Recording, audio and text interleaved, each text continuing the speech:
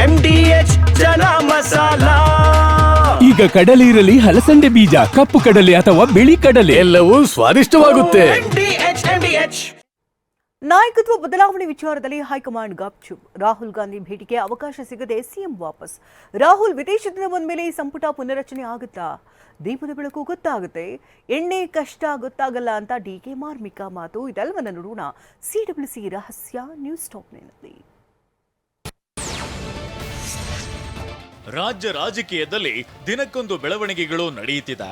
ಅದರಲ್ಲೂ ಕಾಂಗ್ರೆಸ್ ಕೋಟೆಯಲ್ಲಂತೂ ನಾಯಕತ್ವ ಬದಲಾವಣೆಯದ್ದೇ ಬಿಸಿ ಬಿಸಿ ಚರ್ಚೆ ನಡೆಯುತ್ತಿದೆ. ಒಂದ್ ಕಡೆ ಸಿದ್ದರಾಮಯ್ಯ 5 ವರ್ಷ ನಾನೇ ಸಿಎಂ ಅಂತಿದ್ರೆ, ಮತ್ತೊಂದೆಡೆ ಡಿಸಿಎಂ ಡಿಕೆ ಶಿವಕುಮಾರ್ ಸಿಎಂ ಪಟ್ಟ ದಕ್ಕಿಸಿಕೊಳ್ಳಲು ದೇವರ ಮೊರೆ ಹೋಗಿದ್ದಾರೆ. ಹೈಕಮಾಂಡ್ನಿಂದ ಯಾವಾಗ ಬುಲಾ ಬರುತ್ತೋ, ಯಾವಾಗ ಅದ್ಯಾವ ನಿರ್ಧಾರ ಹೊರಬೀಳುತ್ತೋ ಅನ್ನೋ ಆತಂಕ ಕೈ ನಾಯಕರನ್ನ ಕಾಡ್ತಿದೆ. ಈ ನಡುವೆ ನಿನ್ನೆ ಸಿಎಂ ದೆಹಲಿಗೆ ಹಾರುತ್ತಿದ್ದಂತೆ ಎಲ್ಲರೂ ಕುತೂಹಲದಿಂದ ದೆಹಲಿಯತ್ತ ನೋಡ್ತಿದ್ರು. ಆದ್ರೆ ಸಿಎಂ ಸೈಲೆಂಟ್ ಆಗಿ ಹೋಗಿ ಸೈಲೆಂಟ್ ಆಗಿ ಬೆಂಗಳೂರಿಗೆ ವಾಪಸ್ ಆಗಿದ್ದಾರೆ. ಕಾಂಗ್ರೆಸ್ ಕಾರ್ಯಕಾರಿಣಿ ಸಭೆ ನಾಯಕತ್ವ ಬದಲಾವಣೆ ವಿಚಾರದ ಬಗ್ಗೆ ಹೈಕಮಾಂಡ್ ಜೊತೆ ಚರ್ಚಿಸಲು ಸಿದ್ದರಾಮಯ್ಯ ಪ್ಲಾನ್ ಮಾಡಿದ್ರು. ಸಮಯ ಸಿಕ್ಕರೆ ರಾಹುಲ್ ಭೇಟಿಗೂ ಚಿಂತನೆ ಮಾಡಿದ್ರು. ಆದ್ರೆ ಸಿಡಬ್ಲ್ಯೂಸಿ ಸಭೆಯಲ್ಲಿ ಕೇವಲ ಜಿ ಮಸೂದೆ ಬಗ್ಗೆ ಚರ್ಚೆ ನಡೆದಿದೆ. ಅದು ಬಿಟ್ರೆ ರಾಜ್ಯದ ವಿಚಾರಗಳ ಬಗ್ಗೆ ಸಿಎಂ ಕೂಡ ವಿಚಾರ ಪ್ರಸ್ತಾಪ ಮಾಡಿಲ್ಲ. ರಾಹುಲ್ ಭೇಟಿಗೂ ಅವಕಾಶ ಸಿಕ್ಕಿಲ್ಲ ಎನ್ನಲಾಗಿದೆ. ಆದ್ರೆ ಸಿದ್ದು ಮಾತ್ರ ಎಲ್ಲವನ್ನ ಹೈಕಮಾಂಡ್ ತೀರ್ಮಾನ ಮಾಡುತ್ತೆ ಅನ್ನೋ ವಿಶ್ವಾಸದಲ್ಲಿ ಇದ್ದಾರೆ. ಹೈಕಮಾಂಡ್ ಏನ್ ಡಿಸಿಷನ್ ತಗತ್ತದೆ ಅದೇ ಅಂತಿಮ. ಹೈಕಮಾಂಡ್ ಏನ್ ಡಿಸಿಷನ್ ತಗತ್ತದೆ ಅದೇ ಅಂತಿಮ. ಸಿಎಂ ಬದಲಾವಣೆ ತೀರ್ಮಾನ ಸದ್ಯ ರಾಹುಲ್ ಬತ್ತಳಿಕೆಯಲ್ಲಿದೆ. ಆದ್ರೆ ರಾಹುಲ್ ಇಂದು ವಿದೇಶಕ್ಕೆ ತೆರಳುತ್ತಿದ್ದಾರೆ. ಜನವರಿ 9ರಂದು ಮತ್ತೆ ಭಾರತಕ್ಕೆ ವಾಪಸ್ ಆಗಲಿದ್ದಾರೆ. ರಾಹುಲ್ ಬಂದ್ಮೇಲೆ ಸಂಪುಟ ಪುನರಚನೆ ವಿಚಾರಕ್ಕಾಗಿ ಚರ್ಚಿಸಲು ಸಿಎಂ ದೆಹಲಿಗೆ ತೆರಳಲಿದ್ದಾರೆ. ಸಿಎಂ ಡಿಸಿಎಂ ಸೇರಿದಂತೆ ಉಭಯ ಬಣದ ನಾಯಕರು ಕೂಡ ದೆಹಲಿಗೆ ಮ್ಯಾರಥಾನ್ ಮಾಡಲಿದ್ದಾರೆ. ಜನವರಿ 15ರ ಬಳಿಕ ರಾಜ್ಯದಲ್ಲಿ ಕ್ಷಿಪ್ರ ರಾಜಕೀಯ ಬೆಳವಣಿಗೆಗಳು ನಡೆಯಲಿವೆ ಅನ್ನೋ ಮುನ್ಸೂಚನೆ ಸಿಕ್ಕಿದೆ. ಇನ್ನು ಸಿಎಂ ದೆಹಲಿಗೆ ಹಾರ್ತಿದ್ದಂತೆ ಸಚಿವ ಸಂಪುಟ ಪುನರಚನೆಗೆ ಒಪ್ಪಿಗೆ ಪಡೆದು ಬರ್ತಾರೆ ಅನ್ನೋ ಬಗ್ಗೆ ಮಾಜಿ ಸಚಿವ ಕೆಎನ್ ರಾಜಣ್ಣ ವಿಶ್ವಾಸ ವ್ಯಕ್ತಪಡಿಸಿದ್ರು.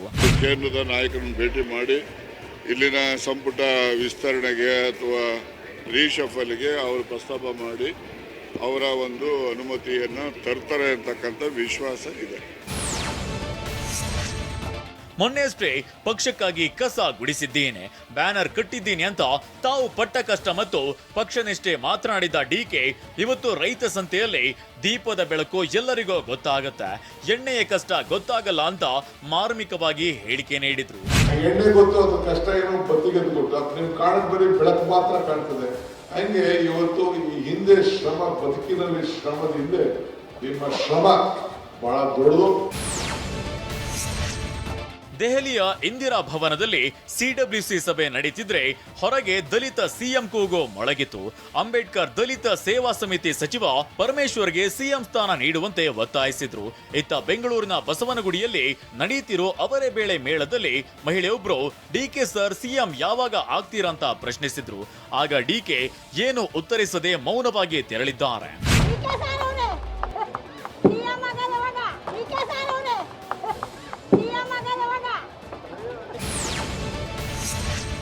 ದೆಹಲಿಯಲ್ಲಿ ಕಾಂಗ್ರೆಸ್ ಅಧಿನಾಯಕಿ ಸೋನಿಯಾ ಗಾಂಧಿ, ಎಐಸಿಸಿ ಅಧ್ಯಕ್ಷ ಮಲ್ಲಿಕಾರ್ಜುನ್ ಖರ್ಗೆ ಅವರ ನೇತೃತ್ವದಲ್ಲಿ ನಿನ್ನೆ ಕಾಂಗ್ರೆಸ್ ಕಾರ್ಯಕಾರಿಣಿ ಸಭೆ ನಡೆಯಿತು.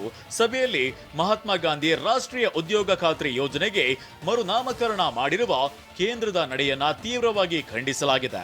ಅಲ್ಲದೆ ಜಿ ಮಸೂದೆಯನ್ನ ವಿರೋಧಿಸಿ ಜನವರಿ 5ರಿಂದ ದೇಶಾದ್ಯಂತ ಆಂದೋಲನಕ್ಕೂ ಕರೆ ನೀಡಲಾಗಿದೆ.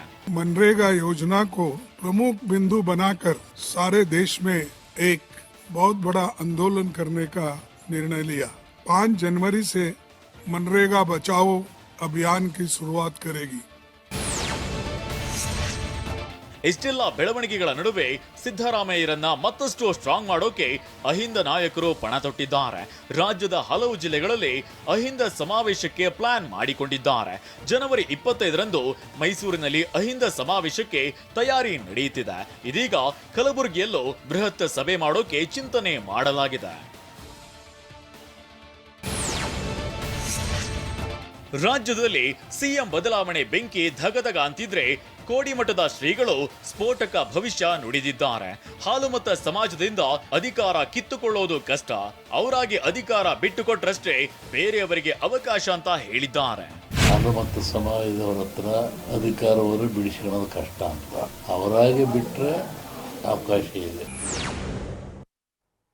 ವಾಹ್, ಯಾಕೆ ಈಗ ಬಂತ ಸ್ವಾದ? ಖಂಡಿತ ಈಗ ಬಂತು ಅಸಲಿ ಸ್ವಾದ. MDH chunky chaat masala life ಅಲ್ಲಿ ಅಸಲಿ ಸ್ವಾದ ತರುತ್ತೆ. ಅಸಲಿ ಮಸಾಲ, ಎಸ್ ಎಸ್ MDH